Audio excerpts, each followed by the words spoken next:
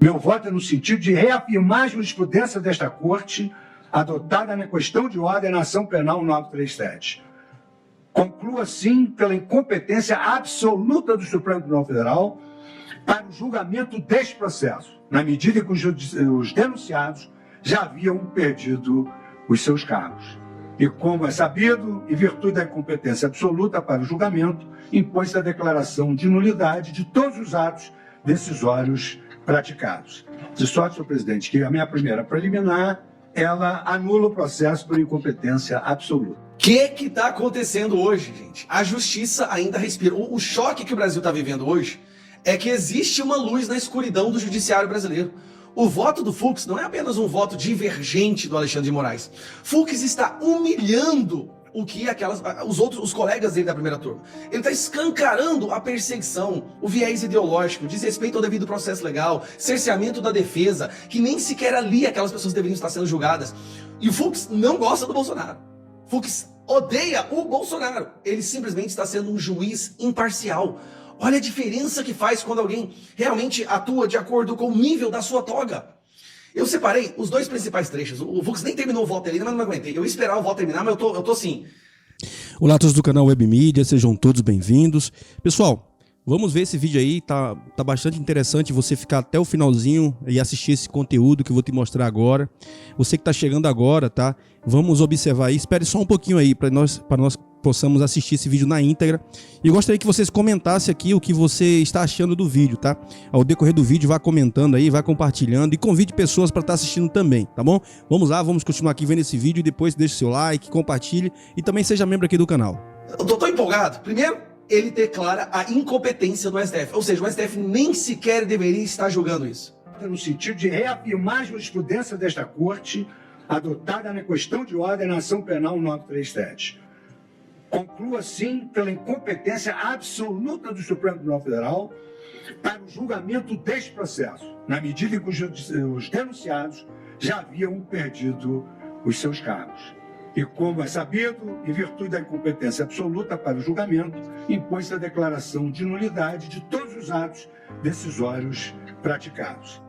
Anula! O voto dele é para anular o julgamento. E, de novo, Fux não gosta do Bolsonaro. E aqui, ele dá aquela humilhada básica nos seus colegas. Uma mensagem para Alexandre de Moraes. Do momento em que o juiz se faz mais severo do que a lei, ele se torna injusto, pois aumenta um novo castigo ao que já está prefixado. Depreende-se que nenhum magistrado pode, mesmo sob o pretexto do bem público, aumentar a pena pronunciada contra o crime de um cidadão. O juiz deve fazer um silogismo perfeito. Não há nada mais perigoso do que o axioma comum de que é necessário consultar o espírito da lei. Adotar esse axioma é quebrar todos os diques e abandonar as leis à torrente das opiniões. Cada homem tem a sua maneira de ver. E o mesmo homem, em épocas distintas, vê diversamente os mesmos objetos. O espírito de uma lei seria, pois, o resultado da boa ou da má lógica de um juiz, da evidência das paixões do magistrado, de suas relações com o ofendido, enfim, da reunião de todas as pequenas causas que modificam as aparências, transmutam a natureza dos objetos no espírito mutável do homem. Isso aqui foi um tapa na cara do Alexandre de Moraes. Repara que ele termina, ele olha para o Moraes, ó. Ele termina o voto dele, ele olha para o Alexandre de Moraes. Ele está dizendo o seguinte: seja um juiz de verdade, pare de deixar suas paixões, seu revanchismo, sua vingança determinarem as suas decisões. Um juiz tem que estar acima disso. Que tapa na cara. E outra, tem outro momento que ele fala que prefere não mencionar o nome dos colegas para não ficar inapropriado, mas ele está deixando claro. O Fux está trazendo esperança. E eu vou voltar mais uma vez, o Fux é um militante, é um esquerdista, mas ele está agindo como um juiz. Ele está falando dos fatos, da prova, da ilegalidade, do cerceamento. Cara, que lapada. Isso porque ele nem acabou. Eu só vim gravar isso aqui porque ele nem acabou o voto dele. Eu tenho certeza que na hora que ele entrar no mérito, aí vai ser assim, vai ficar muito vergonhoso para Carmen Lúcia e Cristiano Zanin votarem acompanhando o Alexandre de Moraes depois desse voto do Fux. Vai ficar muito difícil. Toda pessoa tem o direito de ser ouvida com as devidas garantias e dentro de um prazo razoável por um juiz do tribunal competente, independente e imparcial, estabelecido anteriormente por lei, na apuração de qualquer acusação penal. A linha C. concessão ao acusado do tempo e dos meios adequados para a preparação da sua defesa. O mesmo regramento encontra-se no Pacto Internacional sobre Direitos Civis, onde ali se destaca que toda pessoa acusada tem o direito de plena igualdade e de diversas garantias, dentre as quais destaca a linha B do artigo 3º, de dispor de tempo e dos meios necessários à preparação da sua defesa. Essa foi a ratio, no ano de 2009, da súmula vinculante número 14. É direito do defensor e interesse do representado ter acesso amplo aos elementos de prova que, já documentados em procedimento investigatório realizado pelo órgão de competência da Polícia Judiciária, digam respeito ao exercício do direito de defesa. A consolidação jurisprudencial da Suprema Corte, ela provocou, inclusive, uma modificação no artigo 7º, inciso 19º do Estatuto da Advocacia. E foi à luz do Estatuto da Advocacia que o nosso perene decano, ministro Celso de Mello, na reclamação 37848, destacou: não se diga por absolutamente inaceitável, considerada a própria declaração constitucional, de que a pessoa sob persecução penal, ou em juízo ou fora dele, mostrar-se-ia destituída de direitos e garantias. Esta Corte jamais poderia legitimar tal entendimento, pois a razão de ser no sistema de liberdades públicas vincula-se em sua vocação protetiva a amparar o cidadão contra eventuais excessos emanados do aparelho estatal. E o voto de Sua Excelência, como de regra, um voto extremamente profundo, e por isso eu destaco apenas alguns trechos, muito embora a Sua Excelência merecesse que eu lesse todo o acórdão. E ao final, afirma Sua Excelência, o nosso perene decano, Celso de Mello: impede destacar por oportuno que os advogados sejam os constituídos pelo acusado, sejam os nomeados pelo juiz para defesa técnica, têm direito de acesso aos autos do processo à investigação penal, ainda que em tramitação sob regime de sigilo, considerada a essencialidade do direito de defesa. Reclamação 37848. Trata-se, portanto, de um verdadeiro instrumento de proteção dos imputados e da sua própria dignidade humana. E aqui eu trago a colação da jurisprudência constitucional da Corte da Alemanha, da Itália, da Espanha e da própria Corte Europeia de Direitos Humanos. E há uma contemporânea compreensão desse contraditório e da ampla defesa. No caso, nós estamos diante de uma ação penal recebida em 26 de março de 2025, em face de 8 réus, num primeiro núcleo, e no total 34 réus, pela suposta prática de 5 crimes, entre os quais organização criminosa, abolição violenta do Estado Democrático de Direito, golpe do Estado e dano qualificado. Consoante relatório apresentado por Sua Excelência, o eminente relator, um relatório minucioso, mesmo resumido, minucioso e detalhado. Esse relatório apresentado entre os dias 19 de maio de 2025, nessas sessões, e na sessão de 2 de junho de 2025, foram realizadas, segundo o relatório, a ouvida de 52 testemunhas, com um interrogatório de 8 réus, sendo realizado nos dias 9 de junho de 2025 e 10 de junho de 2025. E o julgamento iniciado em 29 de setembro de 2025. Transcorreram, portanto, 161 dias entre o recebimento da denúncia, que, diga-se de passagem, com primor de Sua Excelência, o Procurador-Geral da República contava com 272 páginas, e o início do julgamento, com cerca, portanto, de 5 meses. Estou há 14 anos no Supremo Tribunal Federal. Julguei processos com... Pessoal, eu dei essa pausa aqui, tá? Para que você que está chegando agora, não conseguiu entender esse vídeo, volte ele, tá? Você que está chegando agora, volte ele um pouquinho aí, você vai entender o que nós estamos falando aqui. É coisa muito séria, muito importante você parar para assistir, tá? E vamos continuar vendo aí, porque no final desse vídeo aqui você vai ficar impactado no que você vai ouvir, tá? Muita coisa acontecendo, muita coisa aí vem ao decorrer dos anos, tá? Mas vamos observar, depois compartilhe, comente, e aí, pessoal, fica até o finalzinho, porque no final aqui você vai ficar impactado no que você vai ouvir. Como, por exemplo, na salão. A ministra Carmen Lúcia, nossa decana, também esteve presente. O processo levou 2 anos para receber a denúncia e 5 anos para ser julgado. Trabalho exaustivo do eminente relator. Mas que diga-se a realidade. Um trabalho que ninguém conhecia melhor do que ele. Agora eu vou ter a falsa modéstia, ministro Alexandre, dizer que eu procurei analisar cada detalhe do seu trabalho muito denso, daí eu ter analisado todas essas páginas, e entender que, até para mim, elaborar esse voto foi motivo de extrema dificuldade, eu vou dizer por quê. Não é um processo simples, e já não seria tão somente pelo número de denunciados e de testemunhas.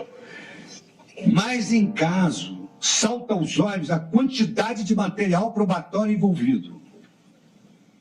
Reportagem que foi ao ar em fevereiro de 2025 já indicava que a Polícia Federal havia apreendido 1.200 equipamentos eletrônicos dos envolvidos. 1.200 equipamentos eletrônicos. E logrado extrair 255 milhões de mensagens de áudio e vídeo, com peritos federais elaborando 1.214 laudos. Foi exatamente nesse contexto que as defesas alegaram cerceamento de defesa, em razão dessa disponibilidade tardia, que apelidei de um tsunami de dados que no direito anglo-saxônico se denomina de document dumping, e sem indicação suficiente e antecedência minimamente razoável para a prática dos atos processuais. Eu não sou um expert nesse assunto, mas a quantidade chega a 70 terabytes. Eu fui pesquisar isso, fiquei até... nem acreditei, porque são bilhões de páginas. E já apenas em 30 de abril de 2025, portanto, mais de um mês após a recebimento da denúncia, e menos de 20 dias antes do início da oitiva das testemunhas, foi proferida a decisão deferindo acesso à íntegra de mídias e dos materiais apreendidos na fase investigativa. Apenas em meados de maio, cerca de 5 dias antes do início da oitiva das testemunhas, a Polícia Federal enviou links de acesso para as defesas de um SharePoint, e, não obstante, os arquivos totalizassem 70 terabytes. 70 terabytes. Pastas e arquivos que se encontravam sem qualquer nomenclatura adequada ou índice que permitisse uma efetiva pesquisa, como também senti essa dificuldade e, por uma questão de fidelidade, dizer que não só o ministro Alexandre de Moraes mandou todos os discos, enfim, todos esses 70 terabytes, e também me convidou para assistir o depoimento das testemunhas.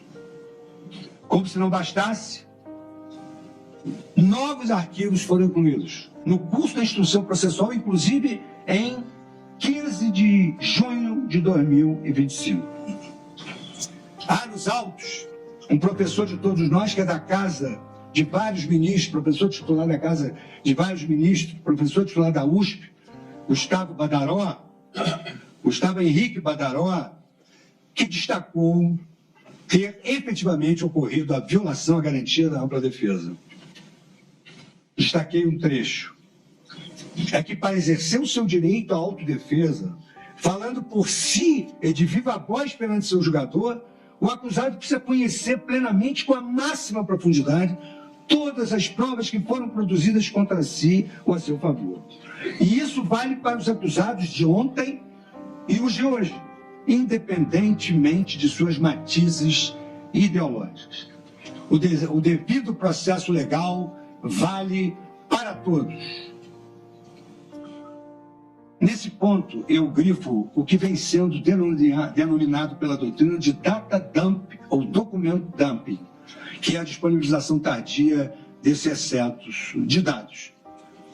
Analisei uma jurisprudência da Suprema Corte, no caso Oram Hillary contra Brad, mas eu não tenho esse hábito de pesquisar lá fora nada. Eu acho que nós temos a melhor literatura, temos a melhor música, temos a melhor poesia, temos tudo de melhor, inclusive os acordos. E não se trata de novidade no Brasil. Na Justiça Federal, por exemplo, foi objeto de sentença de absolvição sumária. Uma sentença proferida em 2021. Oportunidade em que se ressaltou o cerceamento de defesa. E no texto da decisão está a existência de cerceamento de defesa, uma vez que o membro do parquê fez acompanhar a inicial acusatória de algo aproximado a 4 terabytes. Aqui são 70 terabytes. A acusação de aproximadamente esse número de terabytes, os quais, malgrado tenha sido instado pelo juiz ou fazê-lo de juntar, jamais especificou, sequer dando condições aos réus até a data de hoje, de analisar o ID, e aqui cita um número. Esse procedimento evidencia um só tempo, abuso do direito de acusar e ausência de justa causa para a acusação. Ação criminal 0001238-44-2018, 4 de janeiro, 3.400, sentença proferida em 5 de maio de 2021. No segundo grau, a sentença absolutória foi confirmada por unanimidade, contando ainda com parecer favorável do Ministério Público Federal, que reiterou a tese do cerceamento de defesa. Aqui, senhor presidente, eu também trago uma doutrina que vai ser anexada aos autos, está anexada aos autos, eu estou evitando me estender, do professor Oren Kerr, professor de Stanford, em que ele trata dessa questão do document dumping. E ainda, algumas décadas atrás, um processo com dezenas de volumes impressionaria. No entanto, não é nada comparado, por exemplo, com os dados envolvidos no presente caso concreto, uma vez que 70 terabytes poderia ser equiparado a muitos milhões ou até bilhões de páginas, seja em texto puro, escaneado, chegando a bilhões a depender da resolução ou número de caracteres. Faço ainda citação de casos julgados e destaco que, como no processo penal, o protagonismo da instrução processual incumbe às partes, torna-se imperativo que antes da produção da prova oral, isto é, antes da inquirição das testemunhas e do interrogatório, a defesa já conheça todo o acervo probatório. Aliás, volto a repisar que isso não é algo estranho no nosso direito, e cito o inquérito 4244, agravo regimental de 25/4/2017. Como Vossa Excelência pode verificar, eu estou evitando citar nomes dos colegas, acho desconfortável e deselegante.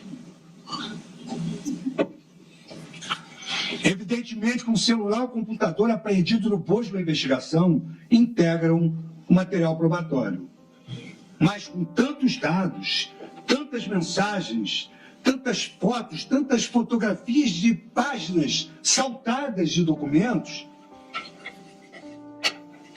podem até não ser interesse da acusação, mas são essenciais para a defesa.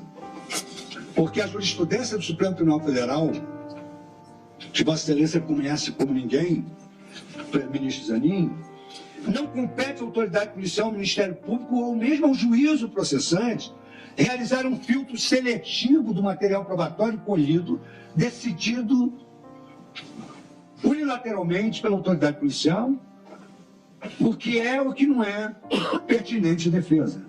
O acesso amplo está na ratio da súmula 14, que permite ao advogado o acesso à totalidade do acervo. A possibilidade que existam dados considerados irrelevantes pela acusação ou pelo juiz, mas que possam ter elementos cruciais para a defesa, seja para corroborar a tese defensiva, seja para questionar a lisura da investigação, ou a denominada cadeia de custódia de provas, é importantíssimo para a defesa. E há hoje doutrinas mais recentes que exatamente atacam esse ponto. O que pode ser indiferente para a acusação, o que pode ser diferente para o juízo, pode não ser para a defesa. Ela, além dos fatos narrados na denúncia, é preciso que a defesa tenha também acesso a inúmeros dados. Veja-se, por exemplo, há pouco tempo, queridas testemunhas cujos depoimentos influem na solução desse caso. Eu cito apenas en passant, porque nós estamos julgando esse réu. Um réu que depois que disse que ele elaborou uma minuta que tem sido objeto material da análise e da cognição da corte. Então, voltando à questão de que nós temos jurisprudência tão mais moderna que a Suprema Corte Americana, que demora mais a julgar temas de desacordo moral da sociedade, e o Supremo é sempre instado a decidir, que o parlamento não decide, que há desacordo moral lá e empurra-se tudo para o Supremo. Isso tem uma virtude, é que nós temos uma jurisprudência mais evoluída do que a da Suprema Corte. Aqui eu cito a reclamação 80.133, julgada em 4 de junho de 2025. Nesse julgado está, com todas as letras, a manutenção das audiências de instrução e julgamento para datas próximas, com início em 6 de junho de 2025, sem que a defesa seja franqueado o acesso integral ao material probatório e concedido prazo razoável para sua análise, configura manifesto cerceamento de defesa, comprometendo a paridade de armas e o devido processo legal. Reclamação 80.133. Trago também o habeas corpus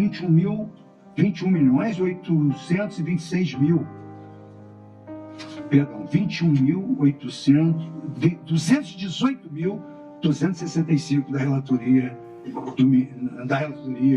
da segunda turma em 21 de fevereiro de 2024. Apenas pela importância, no julgamento a que eu me referi, Brady versus Maryland, o Justice William Douglas consignou a célere assertiva: a sociedade triunfa não só quando os culpados são condenados, mas também quando os julgamentos criminais são justos. Por isso, o presidente egressa a turma, em razão da disponibilização tardia de um tsunami de dados, data dump, sem identificação suficiente e antecedência minimamente razoável para os atos processuais, e eu confesso que tive dificuldade para elaborar um voto imenso. Eu acolho a preliminar de violação à garantia constitucional do contraditório e da ampla defesa e reconheço a ocorrência de cerceamento e, por consequência, eu declaro a nulidade do processo desde o recebimento da... Então é isso aí, pessoal. Agradeço a vocês, tá, por ter ficado até o finalzinho. Peço a vocês que deixem seu like, compartilhe, convide mais pessoas para estar assistindo aqui o nosso conteúdo, tá bom? Fiquem todos com Deus, em nome de Jesus. Até um próximo vídeo, assim se Deus permitir. Que Deus continue abençoando a sua casa, a sua família, em nome de Jesus.